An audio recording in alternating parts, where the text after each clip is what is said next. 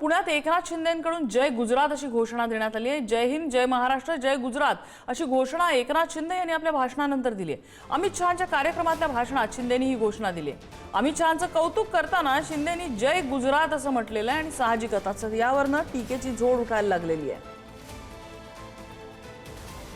आने से यहाँ की हवा का नूर बदल जाता है, आपके नाम से हर शख्स आदब से झुक जाता है। धन्यवाद।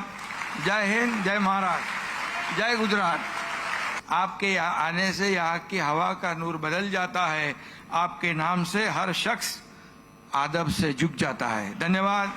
जय हिंद, जय महाराष्ट्र, जय गुजरात। आपके आने से यहाँ की हवा का नूर बदल जाता है, आपके नाम से हर शख्स आदब से झुक जाता है। धन्यवाद। जय हिंद, जय महाराष्ट्र, जय गुजरात।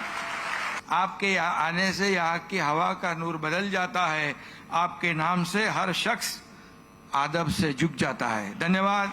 जय हिंद, जय महाराष्ट्र, जय गुजरात।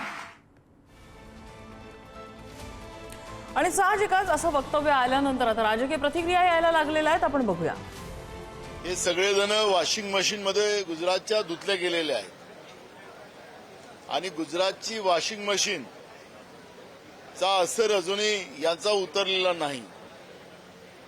एकीकडे मराठीला अविभाज्य भाषा म्हणून आम्ही त्याला दर्जा देण्याचा आपलीच पाठ आपण थोपडण्याचं काम हे सरकार करते आहे आणि एकीकडे जय गुजरात नारा देण्यामध्ये सुद्धा हे मागं पडत नाही। याचं हे तोंडी जे वास्तविकता जी आहे या सरकारची ती याच्यातून स्पष्ट झालेली आहे।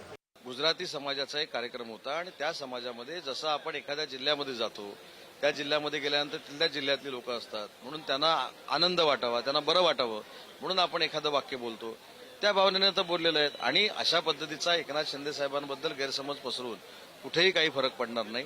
एकनाथ शिंदे साहेब पूर्ण महाराष्ट्राला माहिती आहे, त्यांचं नेतृत्व महाराष्ट्राला माहिती आहे, त्याच्यामुळे अशा कोलेकोईला एकनाथ शिंदे साहेब बीट घालणार नाहीत। आज खऱ्या अर्थानं खरी लाचारी आज बघितली। महाराष्ट्रामध्ये उपमुख्यमंत्री शहांना बरं वाटावं म्हणून जर जय गुजरात म्हणाले असतील तर हा महाराष्ट्राचा अपमान आहे आणि मराठी माणसाचा अपमान आहे असं मी समजतो।